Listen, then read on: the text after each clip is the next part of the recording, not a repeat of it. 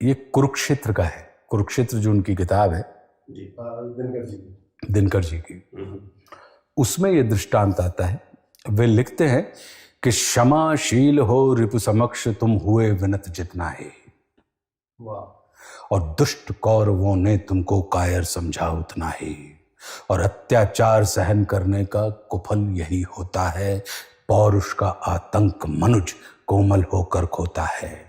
क्षमा शोभती उस भुजंग को जिसके पास गरल हो, उसको क्या जो दंतहीन विषरहित विनीत सरल हो। अब आगे लिख रहे हैं, इसमें दृष्टांत कौन सा दे रहे हैं कि जब परमात्मा श्री राम लंका के लिए प्रयाण कर रहे हैं, समुद्र के किनारे बैठे हैं और 100 योजन समुद्र उनके सामने खड़ा है, और चूंकि वो विनय, वो नमन की शक्ति में विश्वास करते हैं परमात्मा श्री राम, तो उनका ये मानना है कि प्रार्थना कर लो तो शायद प्रार्थना से सिंधु जो है, समुद्र जो है, वो हमको रास्ता दे देगा। तो लिखते हैं श्रद्धेय दिनकर जी कि 3 दिवस तक पंथ मांगते रघुपति सिंधु किनारे।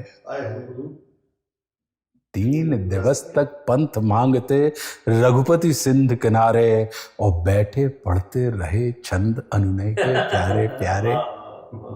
अद्भुत लिखा है कि बैठे पढ़ते रहे छंद अनुनय के प्यारे प्यारे, और उत्तर में जब एक नाद भी उठा नहीं सागर से, और उठी अधीर धधक पौरुष की आग राम के शर से। बाण निकाला, पौरुष की आग उनके सर से निकली।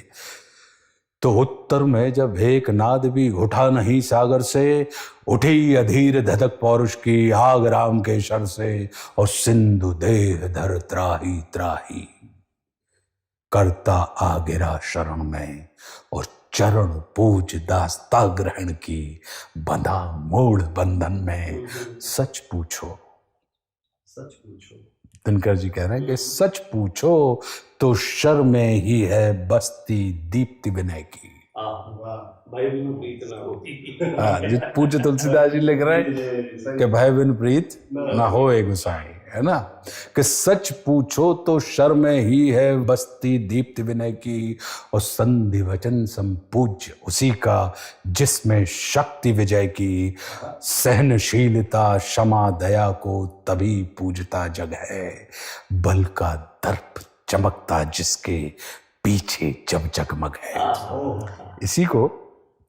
इसी दृष्टांत को हमने आल्हा की तर्ज पे लिखा था, क्योंकि अब हम बुंदेलखंड के हैं, तो हमने इसको हमारे अपने यहाँ आल्हा गाया जाता है। तो ये हमने लिखा था कि रामचंद्र जी खड़े किनारे हाथ जोड़कर शीश नवाएं। क्या बात है।